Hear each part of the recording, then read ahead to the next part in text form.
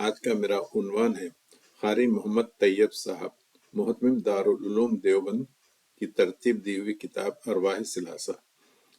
قاری محمد طیب صاحب دارالعلوم دیوبند کے محتمم تھے جن کا انتقال 1983 میں ہوا، اور آپ قاسم نانوتوی صاحب کے پوترے ہوتے ہیں۔ قاری صاحب نے چند روایات بیان کی ہیں۔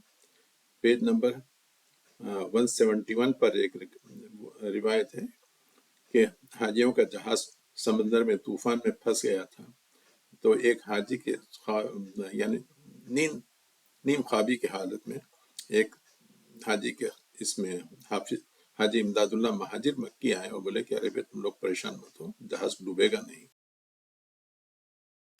حاجی صاحب کرامت کے ذریعے مکے سے اٹھ کر سمندر میں آ گئے اور جہاز کو اپنے پیٹھ سے اوپر کر دیا، جس کا اثر یہ ہوا کہ صبح ان کے پیٹھ کے اوپر نشان بھی تھے اور ان کی کمر میں جو دھوتی تھی اس پر نمک لگا ہوا تھا۔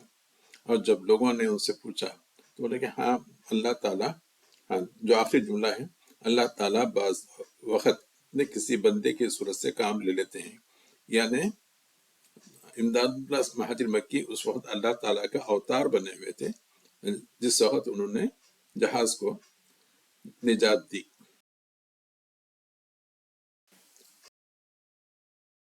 اوپر ہے کہ ایک دفعہ رسول اکرم صلی اللہ علیہ وسلم اپنے اصحاب کے ساتھ دارالعلوم دیوبند آئے اور قاسم نانوتوی صاحب سے مدرسے کا اکاؤنٹ لیا۔ 233 پر ہے کہ دو مولوی تھے، مولوی احمد حسن صاحب اور دوسرے فخر الحسن صاحب، دونوں میں ہمیشہ کچھ نہ کچھ اختلافات رہتے تھے اور لڑائی رہتی تھی۔ تو ایک دفعہ قاسم نانوتوی صاحب جن کو مر کے 30 سال سے زیادہ ہو گیا تھے، وہ زندہ ہو کر مدرسے میں آ گئے اور دونوں کو جو ہے نا تنبیہ کی کہ آئندہ سے جھگڑے بند کر دو۔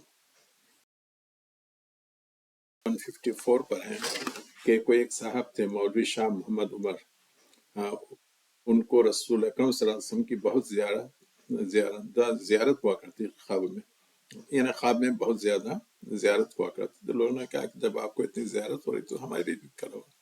تو ان صاحب نے بہت سے لوگوں کو خواب کی حالت میں رسول اللہ علیہ وسلم کی زیارت کروائی۔ پیج نمبر 272 پر ہے کہ رشید احمد گنگوئی صاحب کے اوپر لوگ بہت سے اعتراض کر رہے تھے۔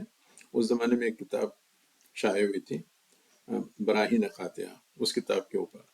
خیر، تو رشید احمد گنگوئی صاحب یہ بہت بڑی شخصیت ہیں۔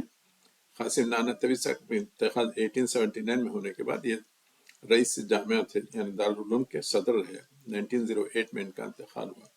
خیر، وہ فرماتے ہیں کہ خواب میں رسول اللہ علیہ وسلم میرے سامنے میں کھڑا تھا، رسول اللہ علیہ وسلم نے مجھ سے تمام 100 مسئلے دریافت کر رہے، میں نے 100 کا 100 کریکٹ جواب دیا، اور رسول اللہ علیہ وسلم میرے جواب سن کر بہت ہی خوش ہو گئے۔